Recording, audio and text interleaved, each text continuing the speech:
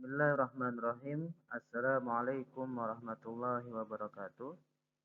Anak-anak sekalian yang dirahmati oleh Allah, pada hari ini alhamdulillah kita dapat berjumpa kembali tentunya dalam keadaan sehat walafiat.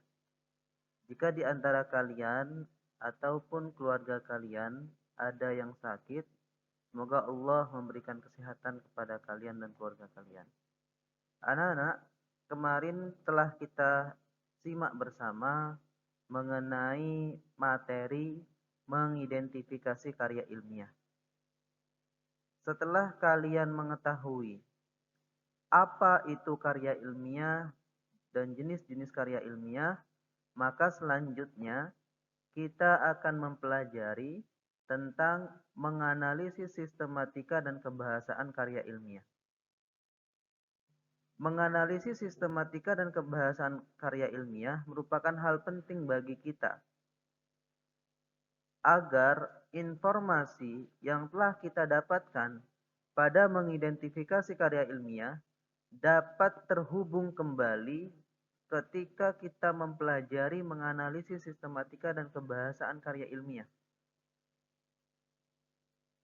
Di dalam hal ini, kalian nantinya akan mengetahui bagaimana sistematika dan kebahasaan karya ilmiah. Apakah sama dengan karya yang lain atau tidak? Maka penting kiranya bagi kita semua untuk menyimak dengan baik mengenai materi yang akan dijelaskan pada hari ini.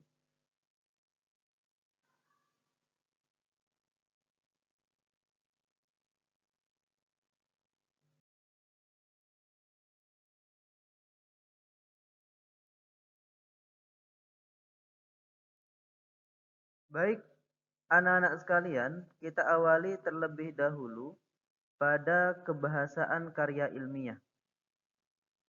Pada materi kebahasaan karya ilmiah, objektivitas suatu karya ilmiah antara lain ditandai oleh pilihan kata yang bersifat impersonal. Hal ini berbeda dengan teks lainnya yang bersifat non-ilmiah, semacam novel ataupun cerpen yang pengarangnya bisa beraku, kamu dan dia. Kata ganti yang digunakan dalam karya ilmiah harus bersifat umum, misalnya penulis atau peneliti. Dalam hal ini, kebahasaan yang pertama yang ada pada karya ilmiah adalah objektivitas. Penanda dari objektivitas itu adalah dengan penggunaan kata ganti yang digunakan dalam karya ilmiah bersifat umum, misalnya penulis atau peneliti. Tidak boleh dalam karya ilmiah menggunakan kata ganti aku, ini tidak boleh. Kamu, ini juga tidak boleh. Dan dia, ini tidak boleh. Karena ini akan mengarah pada subjektivitas. Karena ini karya ilmiah, maka haruslah objektivitas. Sebagai penandanya menggunakan kata ganti penulis atau peneliti.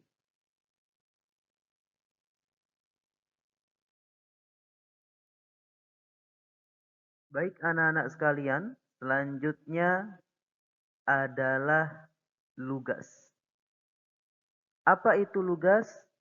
Lugas adalah sebuah karya ilmiah harus memberikan pemahaman secara detail dan tidak dikemas dengan bahasa yang membingungkan.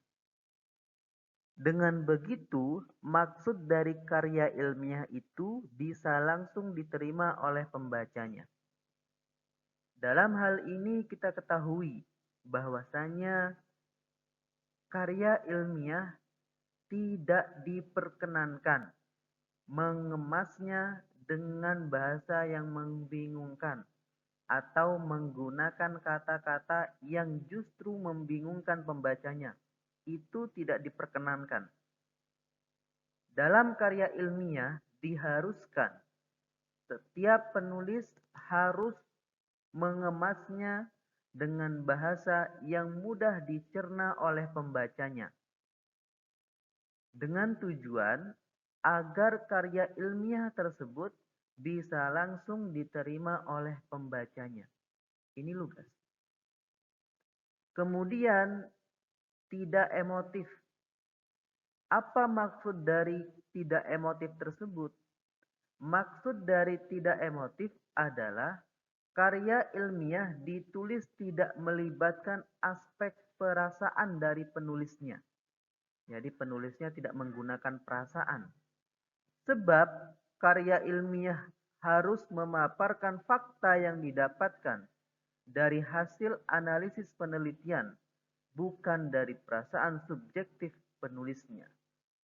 Maksudnya adalah ketika nantinya kalian melakukan suatu penelitian dan ternyata tidak sesuai dengan ekspektasi kalian, maka tidak boleh diubah itu.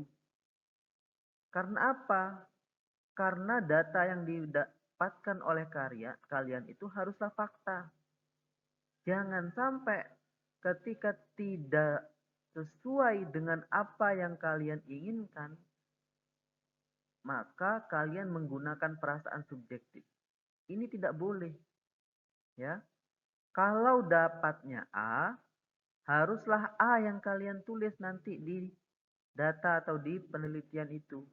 Kalau dapatnya B juga demikian. Jangan sampai ketika kalian dapat A, karena kalian tidak suka, karena kalian tidak sesuai dengan ekspektasi data tersebut, maka kalian ubah menjadi C, menjadi D, menjadi E. Itu tidak boleh. Ya, karena karya ilmiah dari segi kebahasaannya tidak boleh emotif.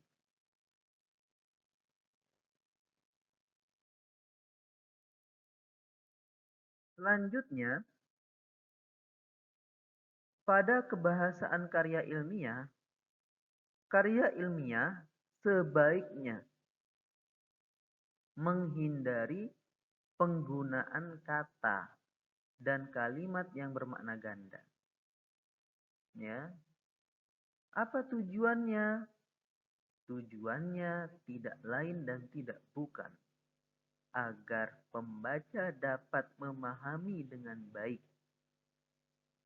karya yang telah kalian buat. Selanjutnya, karya ilmiah mensyaratkan ragam yang memberikan keajegan dan kepastian makna. Ini berkaitan dengan yang sebelumnya.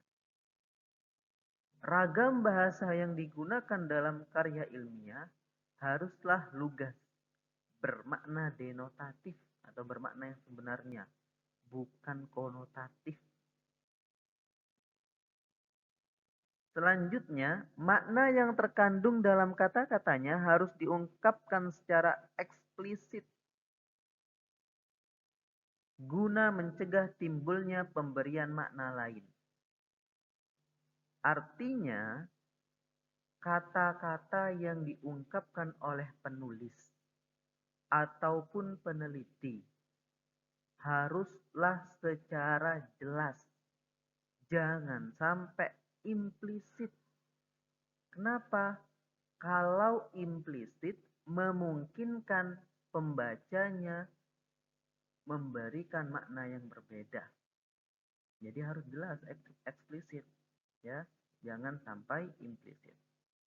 Kemudian kata baku pun perlu digunakan dalam karya ilmiah.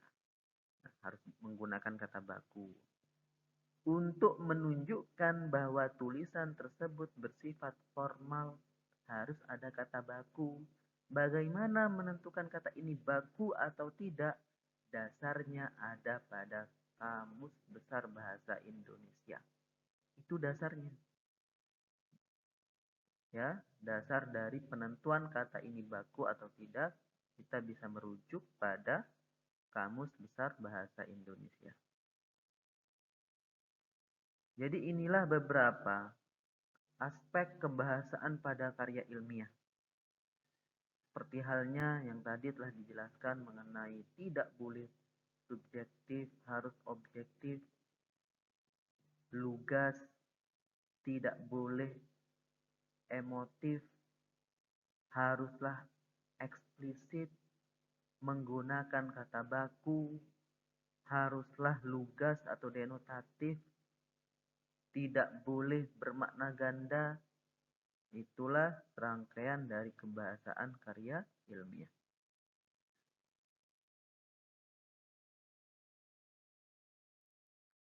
Selain kata baku, nantinya bagi kalian yang menulis karya ilmiah, kalian diharuskan menggunakan kata istilah yang berkaitan dengan isi karya ilmiah.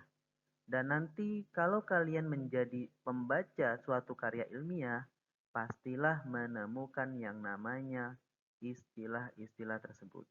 Ya, istilah tentunya yang ada pada karya ilmiah berkaitan juga dengan isi karya ilmiah. Jika karya ilmiah membahas bidang pendidikan, maka istilah pendidikan pun akan muncul pada karya ilmiah tersebut. Ya, kalau bahas bidang pendidikan, istilah yang ada dalam bidang pendidikan juga akan muncul dalam karya ilmiah tersebut. Tergantung isi karya ilmiah yang dibahas. Kalau bidang ekonomi, maka banyak istilah yang berkaitan dengan ekonomi. Ya, yang terakhir yaitu karya ilmiah banyak menggunakan kata kerja mental. Contohnya adalah diduga, dianalisis, atau dipahami. Inilah contoh kata kerja mental.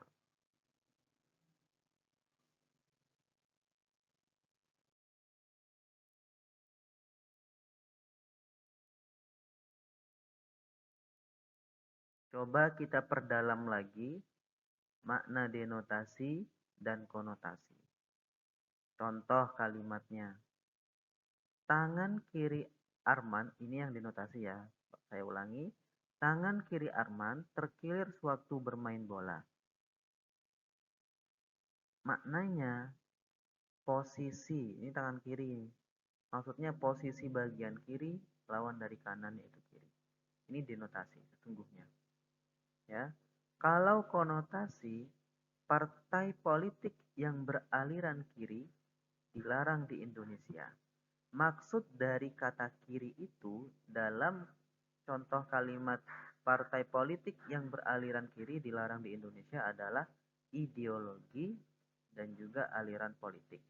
Contoh yang kedua, malam ini udara terasa sangat panas. Maksud dari denotasi kata panas itu adalah suhunya. Nah, coba yang konotasi. Hatiku panas begitu melihat Ahmad dimarahi Pak Lurah. Apakah suhu hatinya panas? Bukan.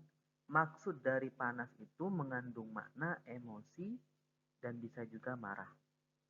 Contoh yang ketiga. Adikku senang mengenakan pakaian hitam bila keluar rumah. Maknanya dari kata hitam itu adalah warna gelap. Coba dikonotasi. Ia sudah insaf, tidak ingin lagi tenggelam ke dalam dunia hitam. Maksud dari kata hitam ini adalah kemaksiatan, kehinaan. Kemudian, rupanya tiang ini dilapisi besi, pantas saja kepalaku benjol. Besi maknanya adalah jenis logam. Kalau yang konotasi, Fir'aun terkenal sebagai raja yang bertangan besi. Apakah tangannya mengandung logam? Tidak. Tapi diktator. Ya. Kemudian yang terakhir, kopi ini kok kurang manis ya, tolong tambahi gula. Kata manis ini adalah bermakna rasanya. Pada contoh kalimat yang lain, gadis manis itu siapa lagi kalau bukan adikku? Apakah gadis manis ini bermakna rasa gadis itu? Bukan. maknanya adalah cantik, rupawan atau rupawan. Inilah yang membedakan antara denotasi dan konotasi. Denotasi itu bermakna sebenarnya. Kalau konotasi bukan makna sebenarnya, ya.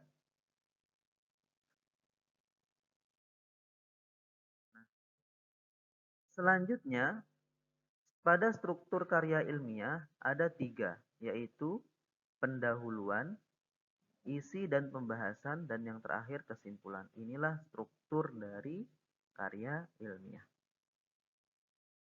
Dan yang terakhir, terima kasih sudah menyaksikan. Mohon maaf jika ada kekurangan, jika ada hal yang ingin ditanyakan lebih lanjut atau ada materi yang kurang jelas, silakan nanti berikan komentar pada kolom komentar yang terdapat di video YouTube ini. Ya, semoga yang menyaksikan ini dengan baik dapat memahaminya. Nanti jika ada hal yang kurang, tolong nanti disampaikan. Mohon maaf sekali lagi dan terima kasih sudah menyaksikan. Billahi fisabilil haq, fastabiqul khairat. Wassalamualaikum warahmatullahi wabarakatuh.